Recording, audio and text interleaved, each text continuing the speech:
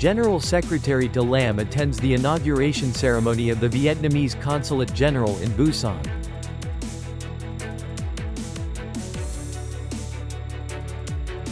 Trump-Putin summit to take place at U.S. military base in Anchorage.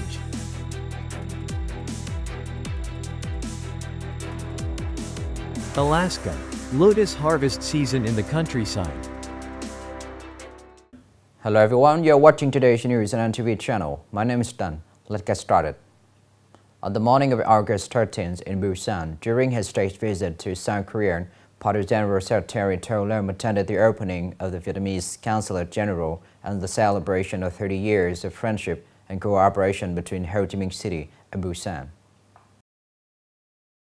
At the ceremony, General Secretary To Lam, his wife, and the delegation officially pressed a button to launch the Vietnamese Consulate General in Busan, demonstrating the deep concern of the party and state for the Vietnamese community living, studying, and working in the southern region of South Korea. Speaking at the celebration of the 30th anniversary of friendly and cooperative relations between Ho Chi Minh City and Busan, the General Secretary affirmed, South Korea has always been one of the top priority countries in Vietnam's foreign policy.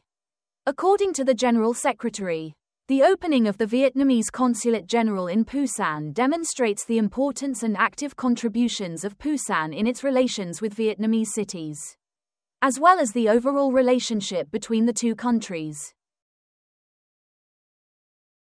A White House official said that President Donald Trump and Russian President Vladimir Putin are expected to hold the long-awaited summit at U.S. military base in Alaska on August 15. The meeting between the two leaders at Joint Base Elmendorf-Richardson will be their first during Mr. Trump's second term and comes as the U.S. president seeks to bring an end to Russia's war in Ukraine. Secretary of State Marco Rubio on August 12 described the upcoming summit as a feel-out meeting. Ukrainian President Volodymyr Zelensky is not expected to join Trump and Putin in Alaska. President Donald Trump said last week that Ukraine and Russia would likely be swapping portions of territory as part of a deal to end the war.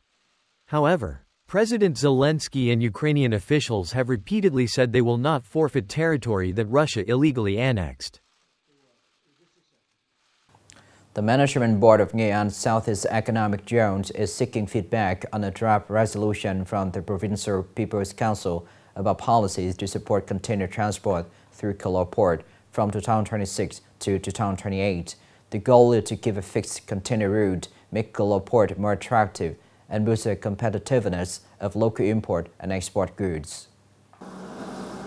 According to the Southeast Economic Zone Management Board, since Resolution number 03 of the Provincial People's Council was issued in July 2023, shipping lines have received partial cost support, thereby maintaining stable operations during the 2024-2025 period. According to the new draft resolution, shipping lines licensed to operate domestic container transportation, when unloading, loading or both unloading and loading at Cà Lo Port, will be supported with 100 million Vietnamese dollars per trip. International container shipping lines licensed to perform similar activities at Cà Lo Port will be supported with 450 million Vietnamese dollars per trip. Maintaining a fixed container route through Cà Lo Port will not only retain shipping lines and attract new routes, but also contribute to forming a stable maritime transport network for the north-central region. Coming up next are some daily news. On the afternoon of August 12, Prime Minister Pham Minh Chinh received Mr. Cristiano Amon, Chairman and CEO of Qualcomm Group, USA, and the group's working delegation to visit and work in Vietnam. At the meeting, Prime Minister Pham Minh Chinh acknowledged and highly appreciated Qualcomm for more than 20 years of accompanying the development of the telecommunications and technology industry in Vietnam, in key areas such as mobile connectivity, technology transfer, AI research, to continue promoting stronger, more practical and more effective cooperation between Vietnam and Qualcomm in the coming time. The Prime Minister suggested that the group continue to expand its investment in depth in Vietnam, especially in core technologies. in response to the Together with Vietnam to Move Forward program organized by Anh newspaper and the Ministry of Public Security. Nghe An province will hold a flag-raising ceremony and sing the national anthem at 6 a.m. on August 16, 2025, at Ho Chi Minh Square and in 127 communes and wards throughout the province. The PPC encourages all citizens to wear red T-shirts with a yellow star and participate in a walk from 6:30 a.m. to 7:30 a.m., contributing to the goal of 1 billion steps towards a new era. This simultaneous activity is taking place in 34 provinces and cities nationwide to commemorate the 80th anniversary of the August Revolution, National Day on September 2nd, and the traditional day of the People's Public Security Force on August 19th. Vietnam's national women's football team secured a dramatic 1-0 victory over Thailand on August 12, topping Group A to advance to the semi-finals of the ASEAN Football Federation (AFF) Women's Championship 2025. Ahead of the match at Lach Tray Stadium in Hai Phong, both teams had already booked their places in the semi-finals.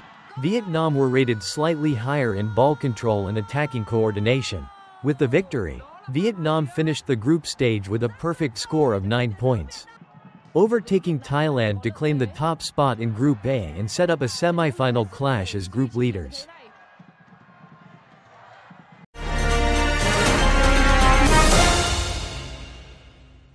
At this time, many lotus fields in Nghệ An are in their busiest harvest season. With the local lotus variety, farmers can use almost every part of the plant: flowers, seeds, tubers, leaves, and shoots, each with its own value. Early in the morning, Ms. Vu Thi Oon was already at her family's nearly 5-hectare lotus pond to begin harvesting. Except for a small area planted only for flowers, the rest is mostly planted with varieties that can be exploited in their entirety: flowers, sepals, seeds, tubers, leaves and lotus shoots. The quantity and items are usually based on customers' pre-orders.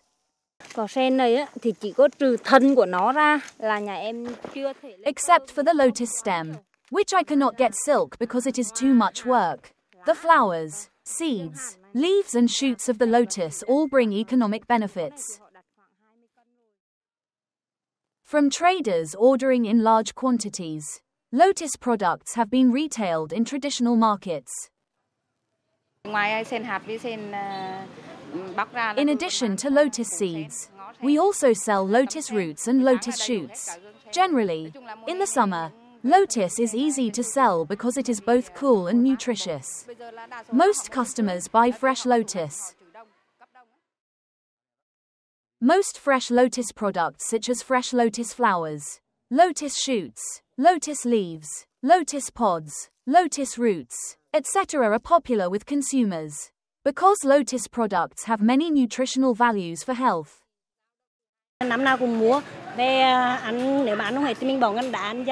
I buy lotus every year. Eating lotus is very good for health and lotus is easy to prepare. People with insomnia often eat lotus heart. Lotus is not only a plant symbolizing elegance and beautifying the countryside, but also a source of income for many families. Especially in recent years, many lotus products have become specialties and bring high economic value as they are increasingly chosen by more people. This is the end of the show today. Thank you for watching.